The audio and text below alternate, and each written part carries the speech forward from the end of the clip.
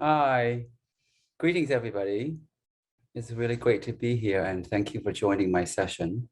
I hope to have a really productive conversation with you all. Thank you, Ashini, for showing that really engaging or exciting video. And I think that, yes, I think, in order to advance our career, in order to contribute to the field, I think publication is very important. Now, it is my job then to really think about or talk to you or share with you my experience about what that means to publish and how do you get from, an idea to project, etc., to that publication. So I'll get started. I'm going to share my screen now, if I may. And I'm going to start here. And what I will do first is that I will put this, a lot of these links, what I will do is I'll put in the chat, right? So if somebody could just give me a thumbs up or put in the chat that you got this link, that would be really awesome. So I will know that I'm able to, that you guys can see what I put there. Okay, anybody, please.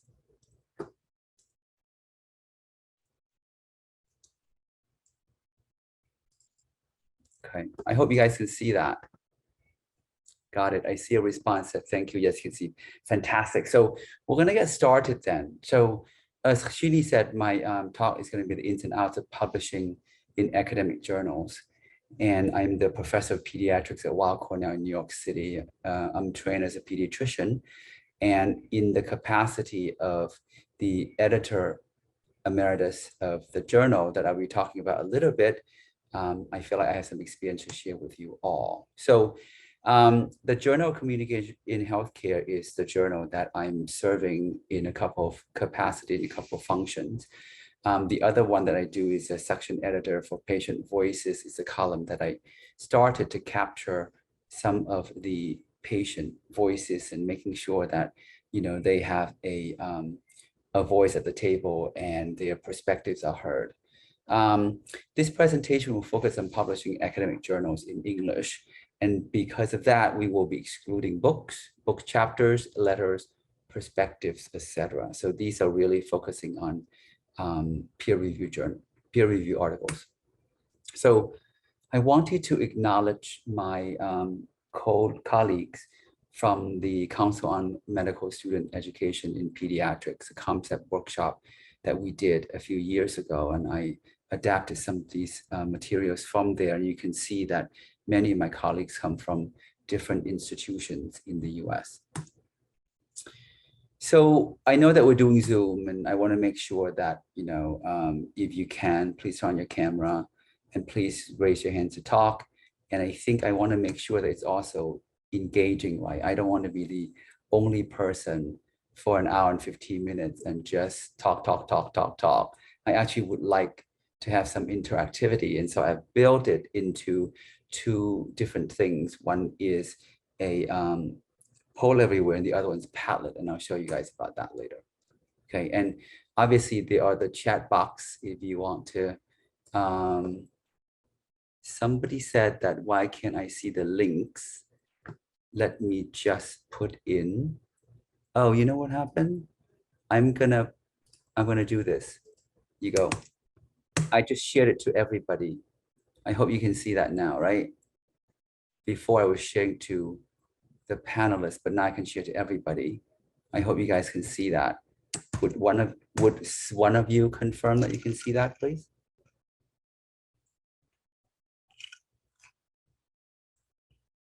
Okay, fantastic.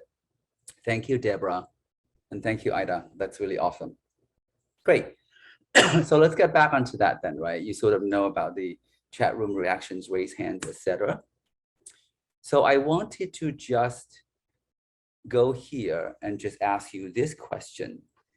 In your institution right now, would you select the best answer to this question? Are you a teacher? Are you a researcher? Are you a trainee, a learner? PhD candidate student? Are you an administrator or are you other? What is your role at your own institution?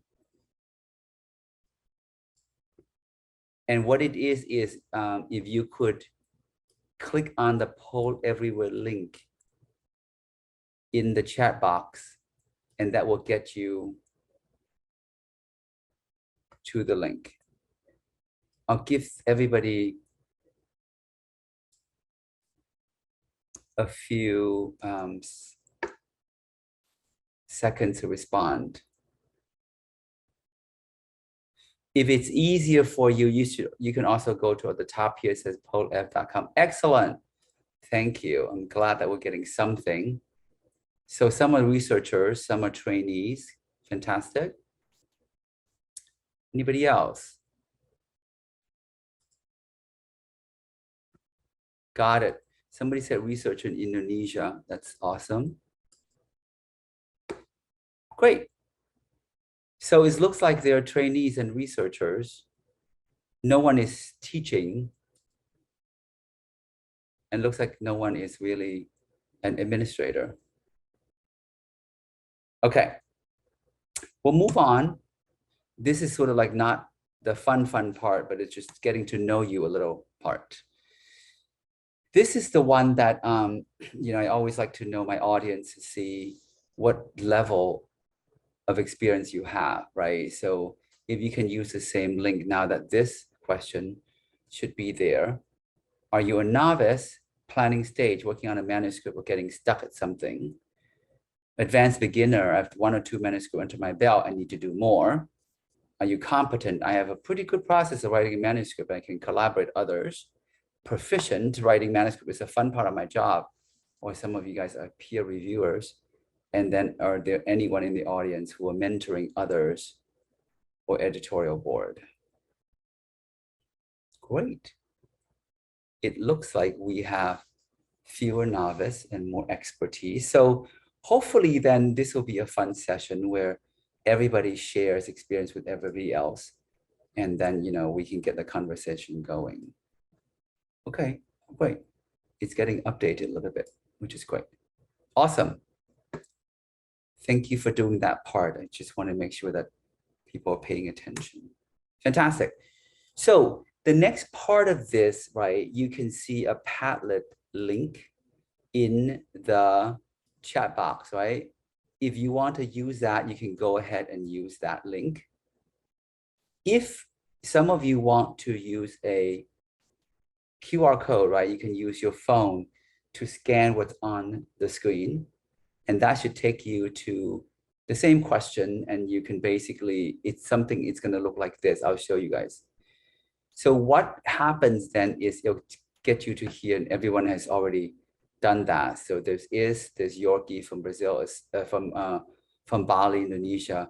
So if you guys can keep doing that, up here, the ant here, or the little face here just means that other people are writing. So you can go ahead and keep looking, and answer these questions. Right now, we're only looking at the name and location of the country. Okay, we're going to get to the other ones in a minute. So thank you for doing that. I love it. I love this group that is really, really active. That's really awesome. Okay, so keep going, right? The barriers to submission, and we're going to get there and talk about this a little bit, right? So let's just see what you guys said. Language is an issue, absolutely. We're looking at this column right now, and many people do say language is an issue. Earlier, TIIKM Publishing did say that there is language editing services available. Many journals do that, and there are other resources you can. Okay. Access to good data, absolutely. I think that's really something that when we're going to talk about the rigor of the study and the meaningfulness of the data. Confidence in the self, we're going to talk about that too, because confidence is one thing that can, sort of pose a hurdle, pose a hump, and you have to get over that hump. We'll talk about how that you can build on that, and I want to show you some tools that will be helpful, and at the end, hopefully will increase your level of confidence. Lack of experience, still an undergrad student. Thank you for saying that. I'm very, very privileged to really welcome an undergrad student, right? Just to make sure that everybody gets to get that head start early on. Great. I see in the chat also, thank you, Deborah, and thank you, Ni, for saying that. Fantastic. Great. So let's go here a little bit, right? Just to say that you're not alone.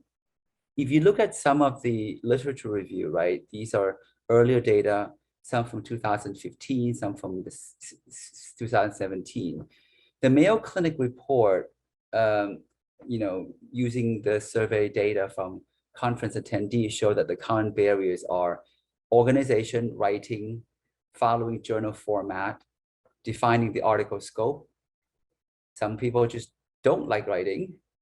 Some people feel intimidating to respond to reviewers. And then data presentation, right? Representation or presentation. What does that look like? Is it wording? Is it a table? Is it visual format? So these are some of the things. In the nursing literature from 2015, that article talks about the lack of understanding how to write for publication, right? It's not really a lay person or the newspaper article. It's really following a particular format and really thinking about what that style of writing is. They also identify writer's block. They identify limited time. And I think that many of us, right, if you're teaching, if you're doing administration, if you're a student, if you're doing all these things or whatever, obviously you're devoting time to do other things. And so you may have limited time devoted to writing itself. And then fear of rejection. I think we all have that, right?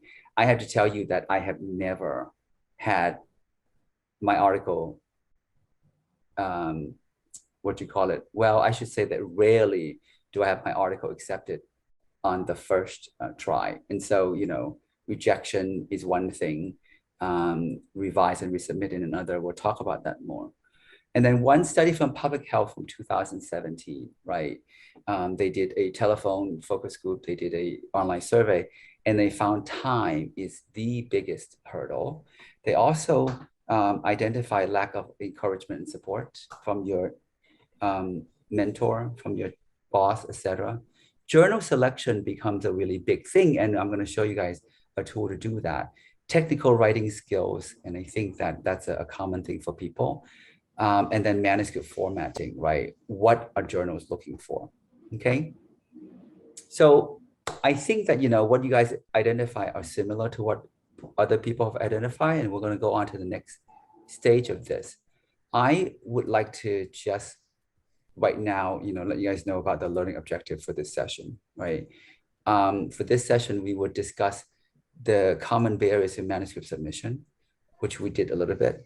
We'll describe how rigorous scholarship criteria are used for manuscript review, and that's really the ins and outs and what some of the secrets to success. And then plan for a systematic strategy for submitting manuscripts to a scientific academic journal. And hopefully we can do that within the time that we're being allotted. So why publish? Publishing helps us contribute to the field, right? We can do research, we can understand something, we can have projects and data and all that stuff. If we are not engaging with the field, if we are not making sure we disseminate it to the other people in the same field, then it is not scholarship. Scholarship means we're engaging in that, which is what publication is. You try to disseminate and you try to impact the field. You also want to make sure that publishing is a good way of networking. It's a good way of discoverability, or how you can put yourself out there. A lot of times you receive feedback through the peer review process, through the reviewer and or the editor and or some of your peers who you have, asked to review your manuscript. It is very important for career advancement because, obviously publishing in academic settings will get you from instructor to assistant professor to, associate and professor and other advancement as well. And then, you want to make sure that you prevent duplicated work. Okay. And by the way, I still have the chat open. So if any of you have any questions, please throw them in. And, 2.5 years into the pandemic, I kind of pride myself on being able to multitask a little bit by talking and monitoring the chat at the same time. Okay, so the same Padlet, let's get there and talk about what do you think editors look for in a manuscript.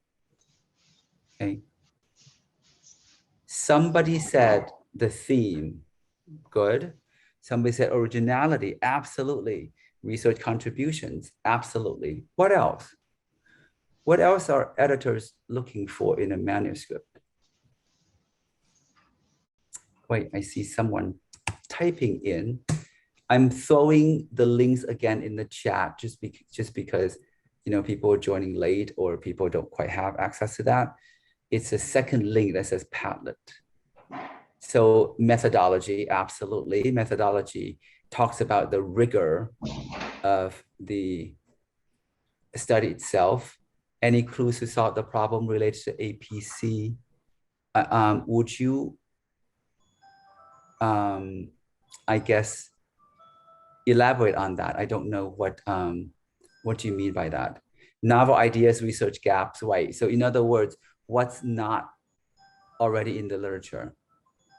How is your manuscript? How is your idea? How is your project? How is that filling the gap? Oh, article processing charge. The article processing charge, I think, is something that, there are different types of journals, and some of them do have what we call open access. We'll discuss that a little bit towards the end of this. It's not a big part of my talk, but I think there's a slide coming up about that, right? Current issues, absolutely. So the relevance of it, compliance with journal research ethics, absolutely. And then clarity objectives. Great, fantastic. You guys are getting at the really, really core of this, right? So this is sort of the process from the beginning onward, okay? When I was an editor, before I sort of stepped down, was an editor-in-chief, I often look at the articles, particularly the abstract and the title, and just seeing, does it even fit? Is it suitable with the aim and scope of the article? For instance, if you look at any of the articles that you're looking to publish, right? Before the instructions to authors, they usually have the aim of the journal. Is the aim trying to promote public health? Is the aim trying to promote, implementation of public health, right? Is it focused on communication? Is it focused on, communication in a large scale, communication in a small scale with the patient provider level? Does it focus on the research part of communication and or the assessment tool? So all of those things will be within the aim and scope of the journal. So oftentimes, as an heading the editorial team, I often think about the fit or suitability. It could be a fantastic journal, but if an article or a manuscript, but if it doesn't fit with the scope of what we're trying to do with the journal, then I would have to say no from initial screening. It does not even make it to the peer review process, okay? After that, we often do technical checks, and those means format. Is there a rationale or an introduction? Is there a hypothesis? Is there some of those sections that you guys are familiar with, right? And we look at the structure, the length, is it too long, is it too short? Somebody on Padlet mentioned research ethics, and I think that's really important as well, right? Certain, chart review and a review of Twitter feeds, for instance, doesn't need research, what you call it, some of the ethical approval, but many do. Is there any conflict? What about authorship information? Is it complete? Is the quality of English good? And we often look at these even before they go to the peer review process. It may be rejected before the review. And then what I would like to encourage everybody to do, and I've had many people do this, is I encourage authors to contact the editors directly. I have had people who inquire with an email, and I would say, send the abstract. If I look at the abstract and I would say, sure, that sounds like it fits in the scope and it sounds like an interesting, compelling read, please send it over. Sometimes I would say, it's really does not fit. So then it really, saves you some of the heartbreaks of being rejected outright, okay? The second step is peer review, or we refer to the refereeing process, right?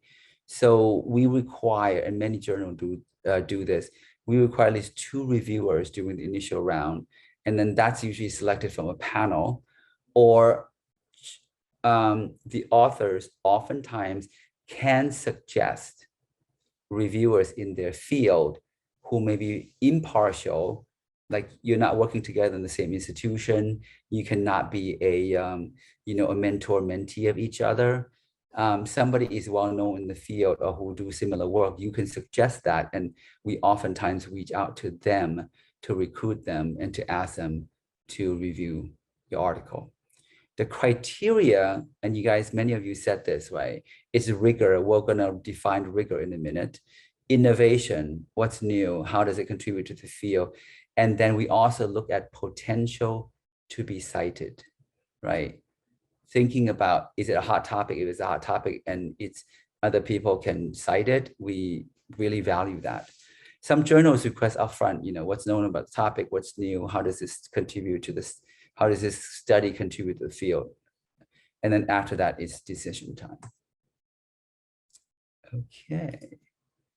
So rigor, and many of you may be familiar with this already. And in the year 2000, Charles Glassick really looked at what it means, scholarship, what it means, what does rigor mean, what does scholarship mean? And he basically surveyed grant funding agencies. He contacted editors of journals. He looked at some of the foundations, et cetera, that give money. And he asked them, what are some of the things you're looking for? And he came up with 6 criteria. And the first thing on the very top is clear goals, right? The author needs to really articulate the why and what they're trying to accomplish. And the second thing is adequate preparation. And that means looking in the literature review to see what's been known about the topic, what's new, and what would this the project contribute. Okay, and they really have to be somebody who has a knowledge in the field and who has some experience. So this all goes into that heading, adequate preparation. And then there's appropriate methods, significant results, effective presentation, and then reflective critique. And we'll go over that in a little bit. So clear goals, right? We talked about that already, so I won't go into that. Adequate preparation, we also talked about that too, knowing existing literature, bring necessary skills, and bring together necessary resources. Appropriate methods, right? Think about using the methods that are appropriate for the goals that you're setting. For instance, certain goals that you want, maybe it is qualitative research methodology that is really, much more fitting, right? Maybe for this hypothesis that you want, maybe it is, a blinded study or a meta-analysis or some other type of study design that is appropriate, okay? And then the authors have to apply the methods effectively and then modify the approach if the circumstance requires. Significant results, I think we all understand that, right? Really thinking about, do the results really address the goals that you set in the beginning? Do the results significant enough to contribute to the field in a consequential way? And then do the results open up areas for exploration for other people to think about the topic? These are the last 2 criteria out of the 6. The effective presentation, and this is something that many of you have talked about with the language organization and all that stuff. So effective presentation means like, are we using a suitable style and are we able to effectively organize the writing to present the work that is cohesive, that is readable, that is understandable?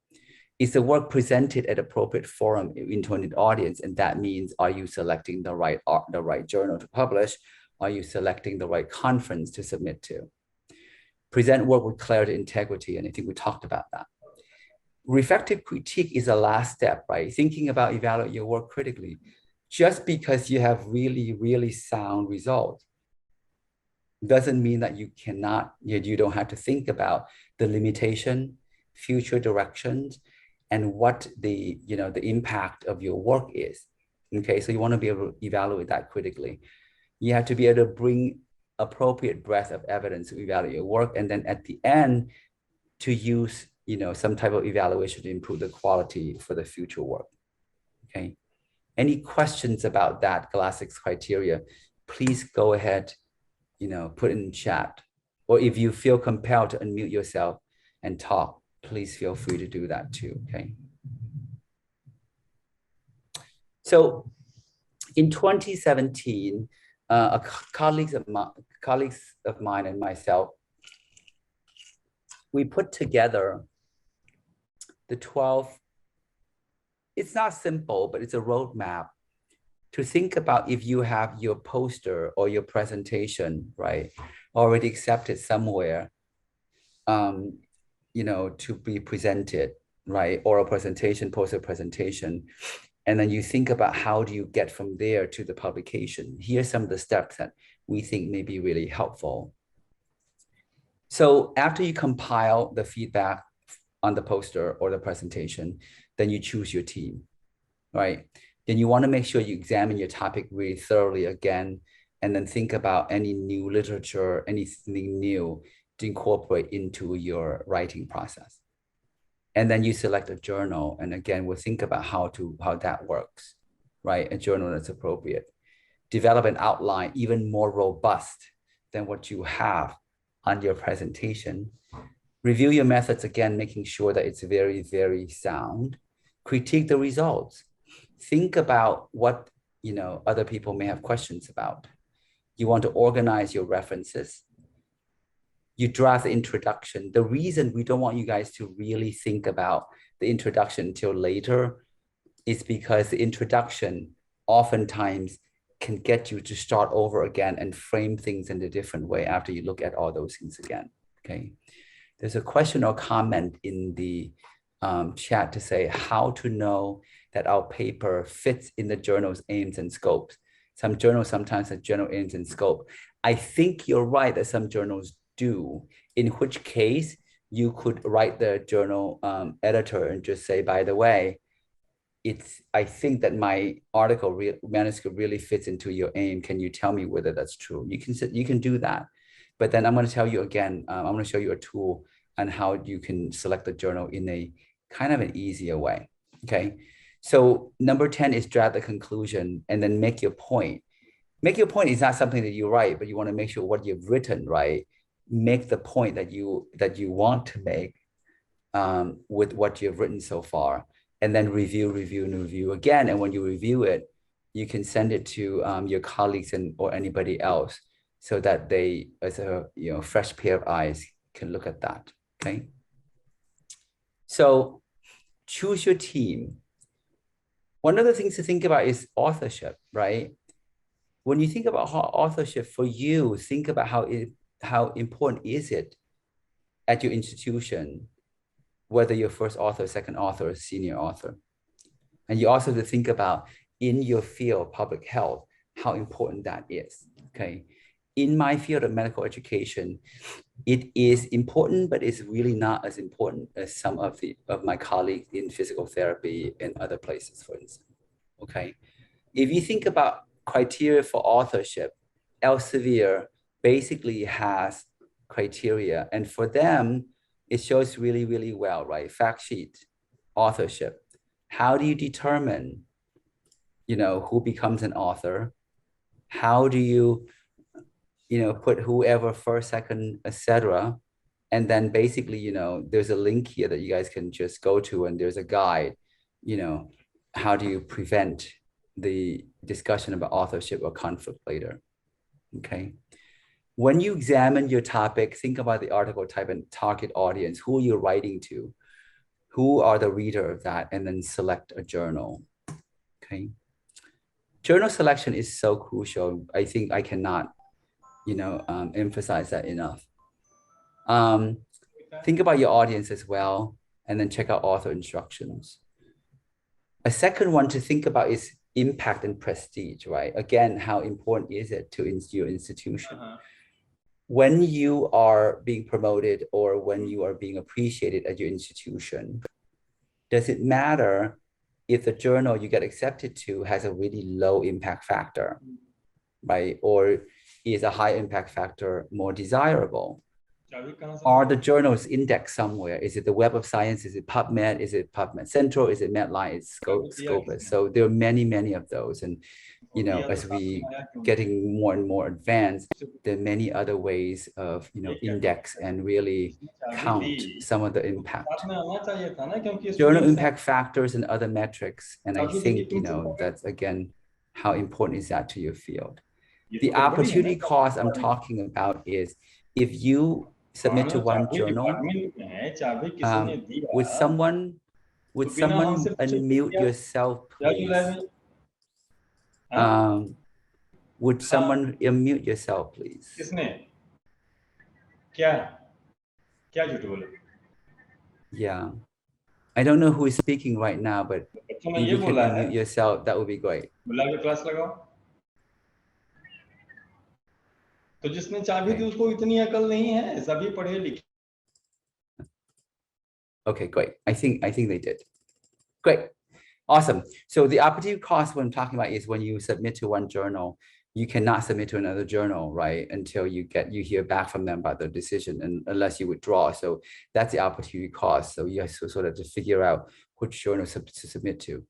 And then there are others, someone had mentioned that before, open access where you have to pay an author's fee, or a predatory journal where they really just, it's not as rigorous and not academic. And it's really beyond the scope of this talk, but there are many, many resources that you could use to assess that.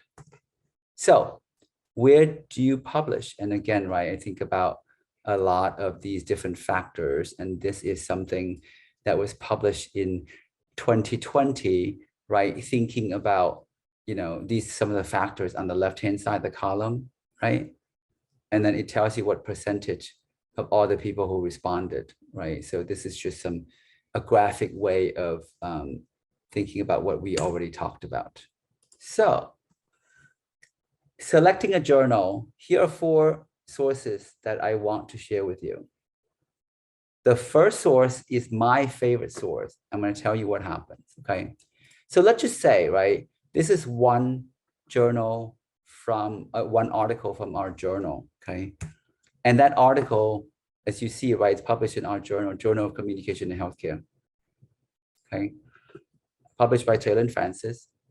And let's just say I was the author, right, or one of the authors, and I would say, here's our abstract, and here's our title. And I was like, oh, where do I publish this? Okay.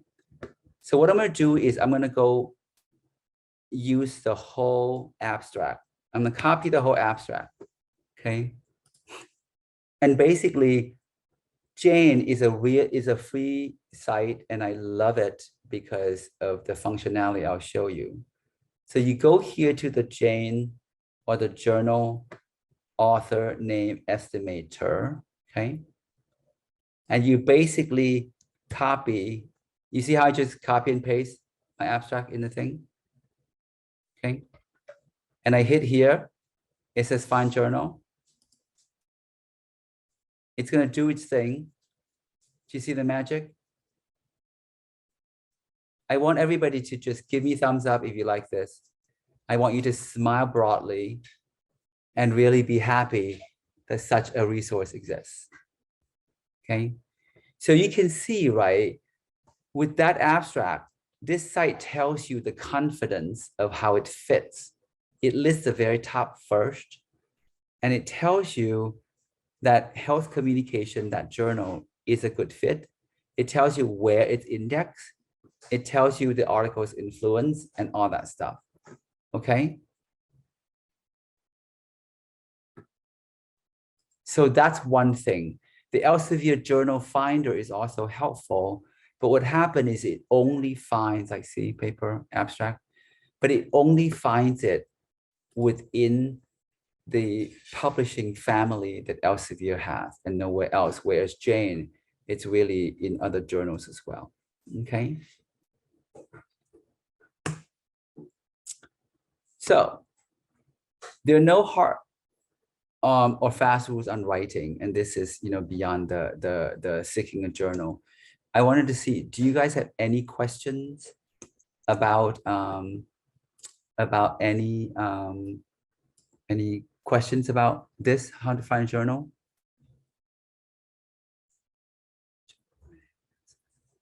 Oh, somebody mentioned that I had a journal, put my name on as an editor without my consent, and then put my article published elsewhere in the journal copy.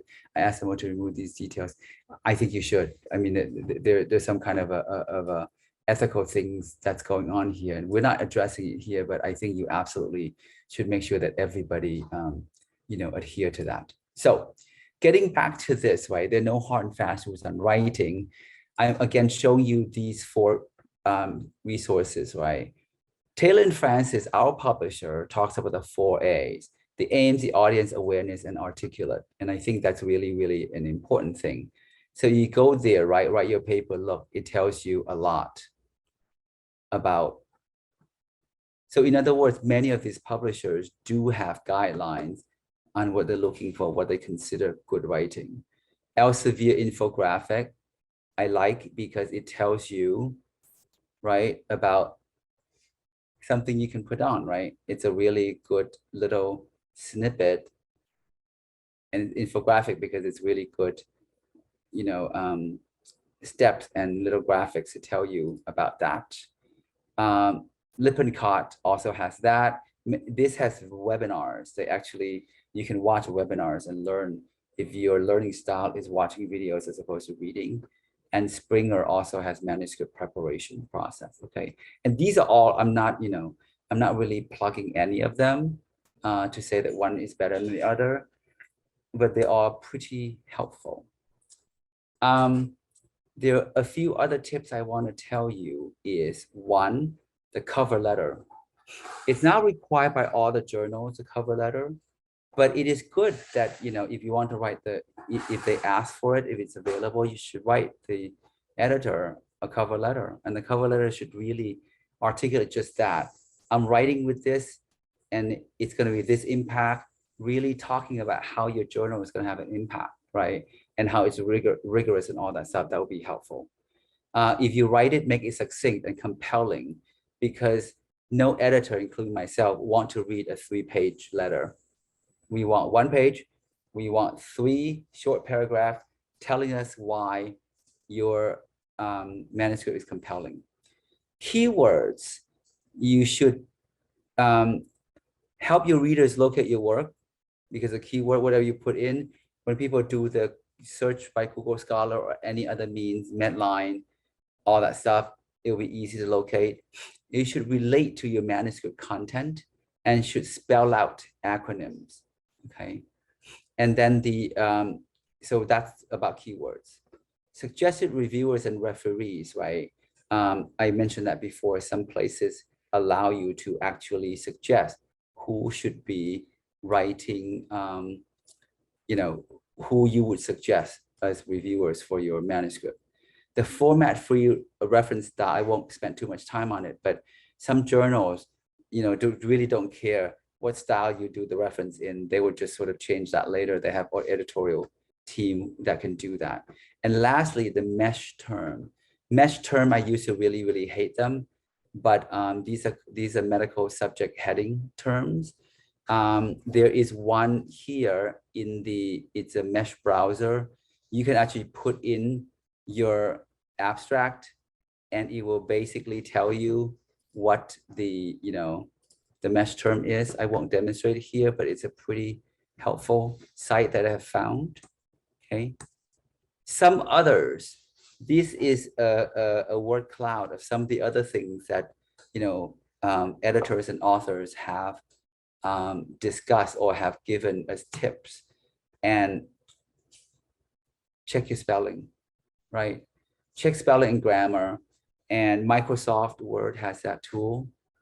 Grammarly, which is a free limited service, or if you pay for it, you have more, and you can use that. I use that constantly because I'm not a good speller. A lot of doctors are not.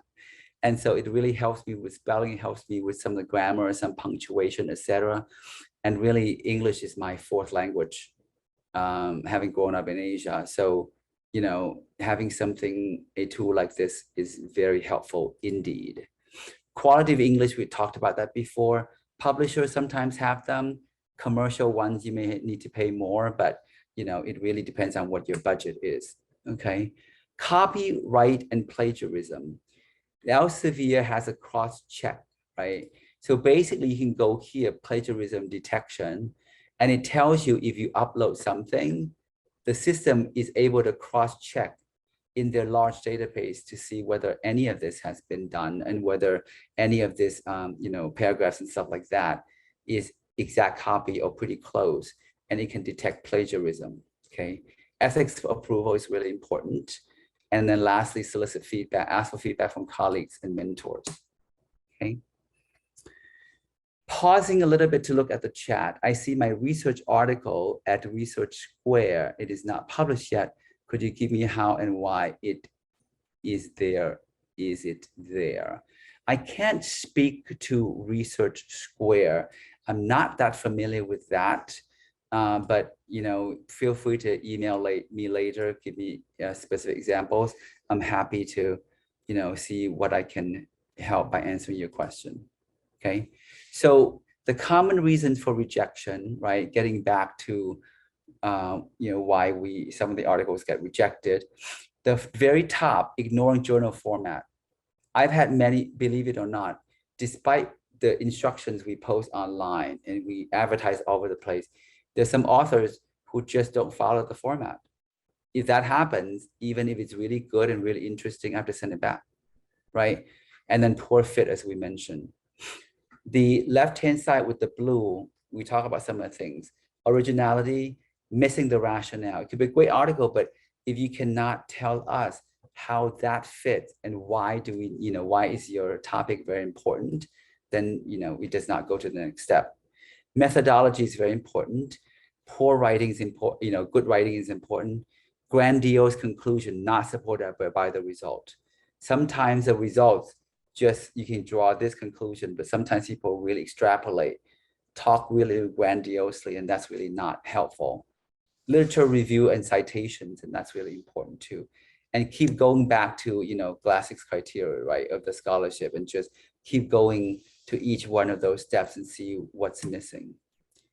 So when you get to the decision time, right, the editor can say accept, in which case, congratulations, fantastic. The second option is reject. Reject, oftentimes, you know, we have the comments and all these things can be helpful from the reviewers. And the idea is really to take those to heart and be gracious about it, right? And just say, thank you very much for your feedback. And those comments can only help you get to the next step, revise it and submit it to another journal, right? And again, review the author's instructions again of the other journals. And then really thinking about group decision, going back to your co-authors to say, what do we do now? How do we improve this? How do we divide it up with the task? And how do we go forward? And if you get a decision that is revised and resubmit, right? Think about the examples can be major rewriting. Major writing means there's something flaw in the methodology or something's not clear. You have to make a big structural changes. Major revision are the revisions that, you know, it's not the entire structure of the paper, but something that needs to be revised. And once it gets revised, it often gets sent to the reviewers again to take a read. If something is minor revision, if you make those changes, a lot of times the editor or the editorial staff can just quickly check to see whether you've made the necessary changes. It does not have to go back to the reviewers, in which case it may be faster, okay? again, whenever you get anything back, be appreciative, be grateful, because these are the comments hopefully will help you improve and get better. Pay attention to the really instruction in the comments. Respond to it point by point. Using a table may be helpful, and then handle disagreement with viewers' comments thoughtfully, right? If you don't agree with the reviewers, you have to have a pretty good reason on why you disagree. And you can also ask them for helpful clarification if you like. Okay. After you publish, you can promote your work, and many places, including Taylor and Francis Elsevier, right? They sort of have a way to say, now that you already have something published, how do you do press? How do you media?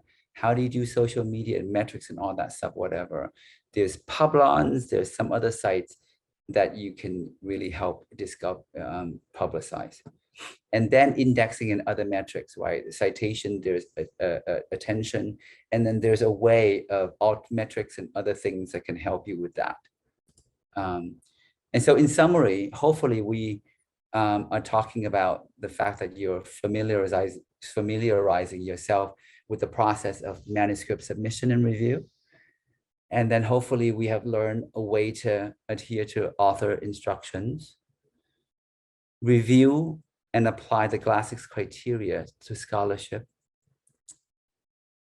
And then think about how the 12 steps, the roadmap, can be helpful to you.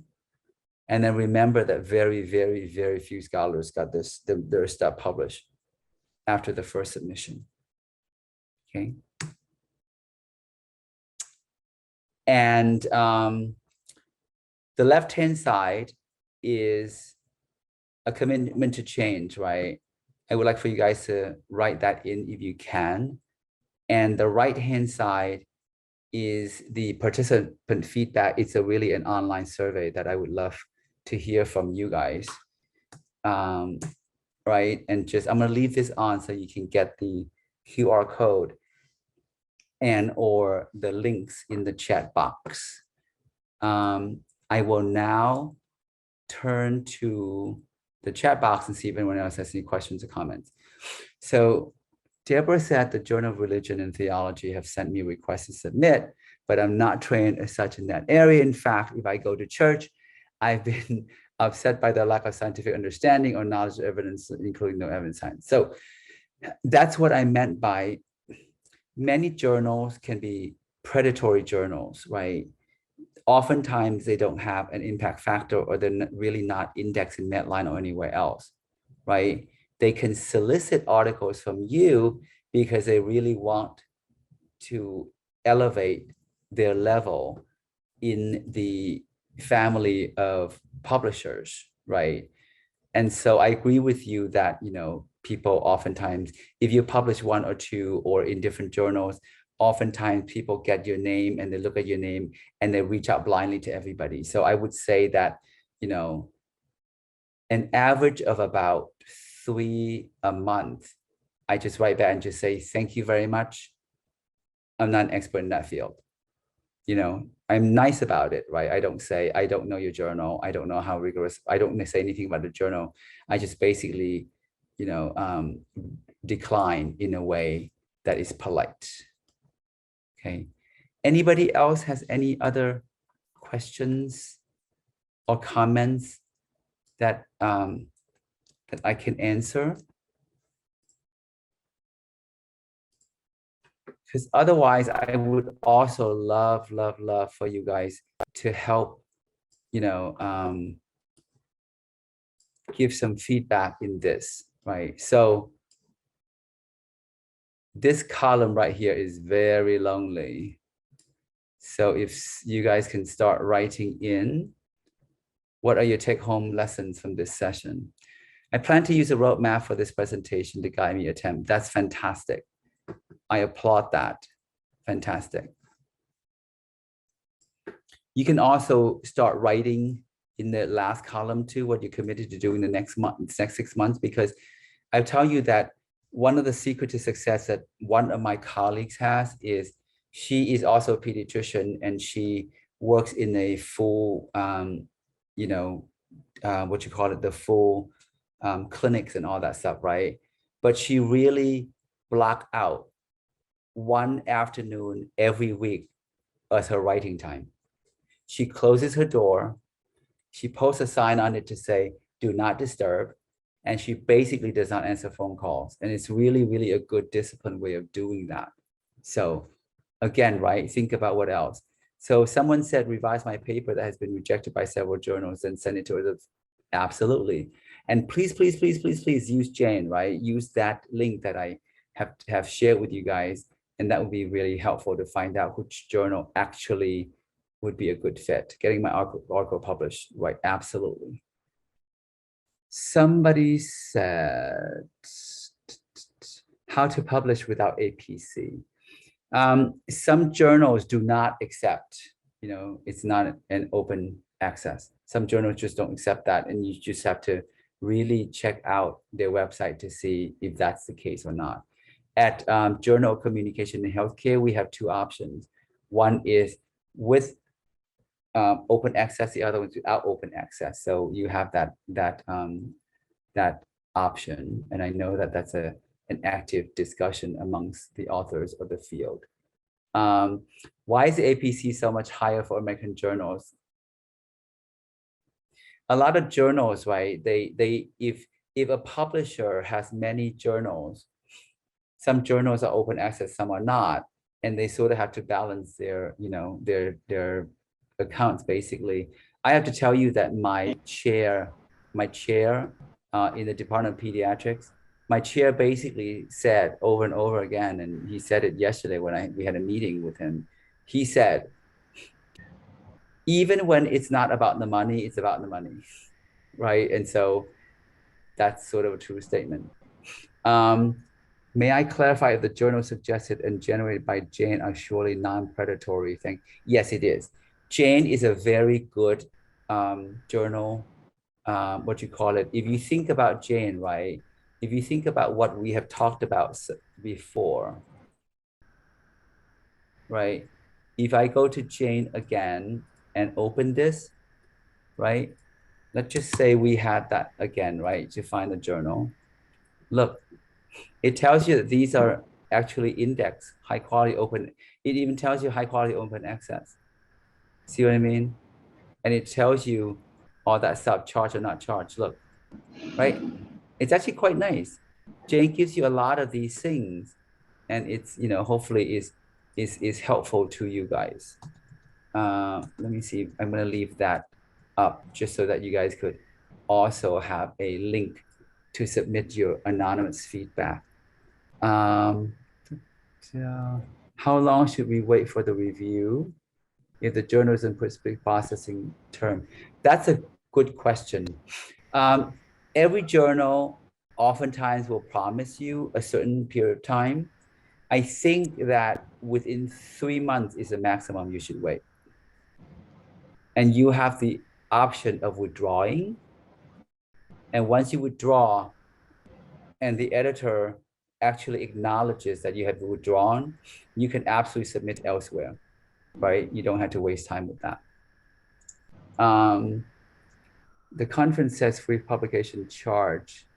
Does it mean the publications with the IPC? The conference, you're gonna have to check with the conference organizers because I'm not, I'm declaring that I'm sort of a speaker who I don't know much about the TIIKM publishing. Conference and certification, yeah. Anything else? Any other questions or comments or anything that I could address? I will outline the plan for my paper and write it. I will seek feedback from my draft. Excellent, excellent, excellent. Great. So thank you so much for your attention. I hope that this session has been helpful. I will log off, but I think what happened is, right, that, hopefully you have my contact info and you can find some of this stuff from the organizers, and good luck with everything else, okay? And if you want to give me a thumbs up or something about the quality of the session, please go ahead and do that in your feedback. Thank you, everybody. And I know it's really a different time zone, but I will bid you good night from New York City.